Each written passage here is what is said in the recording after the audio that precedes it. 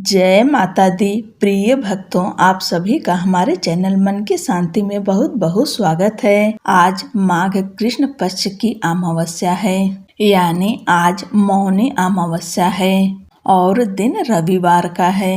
आज आप सब माघ महात्म का 15वां अध्याय सुनेंगे। दत्तात्रेय जी कहने लगे कि हे राजन, प्रजापति ने पापों के नाश करने के लिए प्रयाग तीर्थ की रचना की।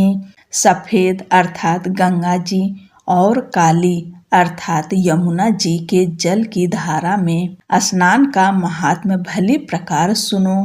जो इस संगम में माघ मास में स्नान करता है वह गर्भ योनि में नहीं आता। भगवान विष्णु की दुर्गम माया माघ में प्रयाग तीर्थ पर सब नष्ट कर देती है। माघ मास में प्रयाग में स्नान करने से मनुष्य अच्छे भोगों को भोग कर ब्रह्म को प्राप्त होता है। माघ मास तथा मकर के सूर्य में जो प्रयाग में स्नान करता है उसके पुण्यों की गिनती चित्रगुप्त भी नहीं कर सकते। 100 वर्ष तक निराहार रहकर जो पुण्य प्राप्त होता है वही फल माघ मास में 3 दिन प्रयाग में स्नान करने से होता है। जो फल 100 वर्ष तक योगाभ्यास करने से मिलता है। जैसे सर्प पुरानी केचुली को छोड़कर नया रूप ग्रहण कर लेता है, वैसे ही माघ मास में स्नान करने से मनुष्य पापों को छोड़कर स्वर्ग को प्राप्त होता है। परंतु गंगा यमुना के संगम में स्नान करने से हजारों गुना फल मिलता है।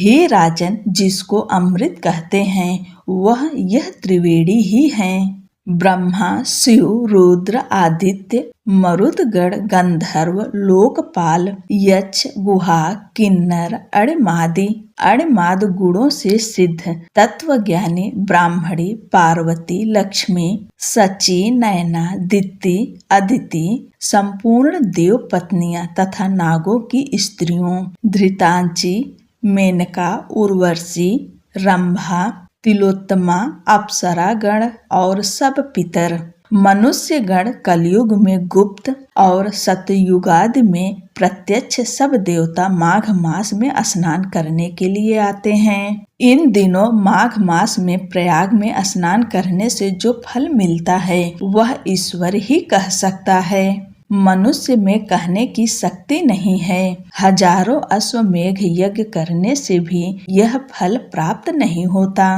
पूर्व समय में कांचन मालिनी ने इस स्नान का फल राक्षस को दिया था और इससे वह पापी मुक्त हो गया था। बोलो लक्ष्मी नारायण की जय। जय श्री कृष्णा। राधे राधे।